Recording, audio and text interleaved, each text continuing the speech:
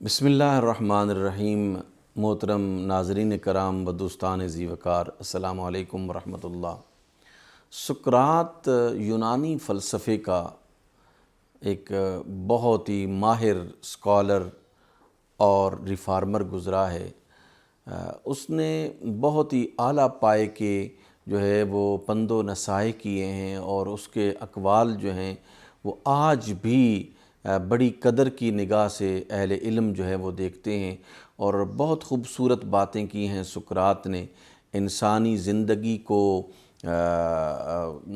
خوبصورت بنانے کے لیے اور انسانی زندگی کے اندر حسن پیدا کرنے کے لیے۔ سقراط کے اقوال وہ آج بھی قابل عمل ہیں، اور ان پر لوگ وہ ریسرچ بھی کر رہے ہیں، اور انسان کی فلاح و بہبود کے لیے ان کے اقوال کو ہر جگہ پر کوٹ کیا جاتا ہے اور ان سے استفادہ کیا جاتا ہے۔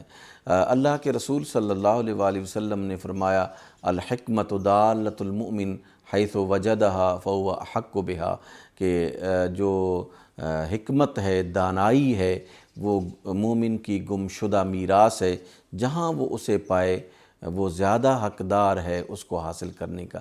میں آپ کی خدمت میں سقراط کے چند اقوال پیش کر رہا ہوں۔ مجھے امید ہے اور یقین ہے کہ آپ احباب ان سے ضرور استفادہ وہ کریں گے۔ سقراط کہتا ہے کہ ہر شخص فطرتاً خیر کا طالب ہوتا ہے، لیکن جہالت کی وجہ سے وہ شر کو اختیار کر لیتا ہے۔ یعنی ہر جو صمیم قلب رکھنے والا شخص ہے وہ شر کا طالب نہیں ہو سکتا، وہ ہمیشہ خیر کا طالب ہوتا ہے، وہ اچھائی چاہتا ہے، برائی سے گریزاں ہوتا ہے۔ لیکن اگر اس کے پاس علم نہ ہو، آگہی نہ ہو، تو پھر وہ شر کو ہی خیر سمجھ کر وہ قبول کرتا ہے اور اس پر عمل کرتا ہے۔ جمہوریت کے بارے میں سقراط نے بڑا ہی معنی خیز وہ ایک فرمان بیان کیا ہے۔ سقراط کہتا ہے کہ جمہوریت ایک طے شدہ حماقت کا نام ہے۔ جمہوریت ایک طے شدہ حماقت کا نام ہے۔ وہ لکھتا ہے، اسمبلیوں میں احمق، ذہنی معذور اور مختلف قسم کے پیشوں سے تعلق رکھنے والے موچی، ترکھان، لوہار، کسان، دکاندار اور منافع خور یہ جاتے ہیں، اور یہ اسمبلیاں ان افراد پر مشتمل ہوتی ہیں۔ اب یہ لوگ سوچتے رہتے ہیں کہ کوئی چیز کب وہ ہم سستی لیں، اور جب مہنگی ہو تو اس کو اس وقت وہ بیچیں۔ یہ لوگ عوام کے مسائل پر بہت کم توجہ دیتے ہیں۔ تو سقراط کے کہنے کا مطلب یہ ہے کہ اسمبلیوں میں ہمیشہ وہ پولیٹیشنز جانے چاہیے، جو پیشہ ور لوگ ہیں ان کو اسمبلیوں میں نہیں جانا چاہیے۔ وہ لوگ جو کاروبار کرتے ہیں، وہ لوگ جو کوئی صنعت کاری کرتے ہیں، وہ لوگ جن کا وہ زراعت کے ساتھ تعلق ہے، وہ لوگ جن کا وہ انڈسٹری کے ساتھ تعلق ہے، سقراط کے قول کے مطابق وہ ہمیشہ اپنے پرافٹ کو میکسیمائز کرنے کے چکر میں رہتے ہیں۔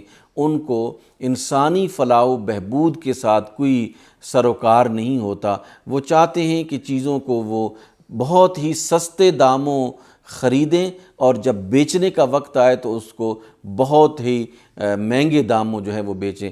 آج ہم یہ جو کچھ مہنگائی اور صورتحال کا مقابلہ کر رہے ہیں، اور اس صورتحال سے نبرد آزما ہیں، اس کو ہم جب دیکھتے ہیں اور سقراط کے اس قول کو دیکھتے ہیں تو ہمیں 100% وہ سقراط کے قول کی تائید نظر آتی ہے کہ اسمبلیاں جب پیشہ وروں کے ساتھ بھر جائیں، جب منافع خوروں کے ساتھ بھر جائیں، تو یقیناً انسانی فلاح و بہبود کا جو تصور ہے وہ ختم ہو جاتا ہے۔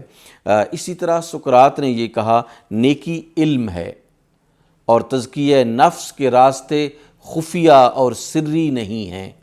بلکہ انہیں علم کے ذریعے سے جانا جا سکتا ہے، یعنی علم جو ہے وہ ایک نیکی ہے۔ اسی طرح سقراط کہتا ہے کہ ہمیں یقین رکھنا چاہیے کہ کائنات میں ایک ایسی ہستی موجود ہے جس کی آنکھ ہر ذرے کو دیکھ سکتی ہے، جس کا کان زمان و مکان کی ہر آواز کو سن سکتا ہے، اور جس کی شفقت و رحمت کی کوئی حد نہیں ہے، اور اللہ سبحانہ و تعالیٰ کی وہ ذات ہے، وہ خدائے واحد و یکتا ہے جو یہ تمام خصوصیات رکھتا ہے۔ بہت سارے اور بھی سقراط کے اقوال ہیں، لیکن ہم انہی پر اکتفا کریں گے۔ وما علینا الا البلاغ المبین۔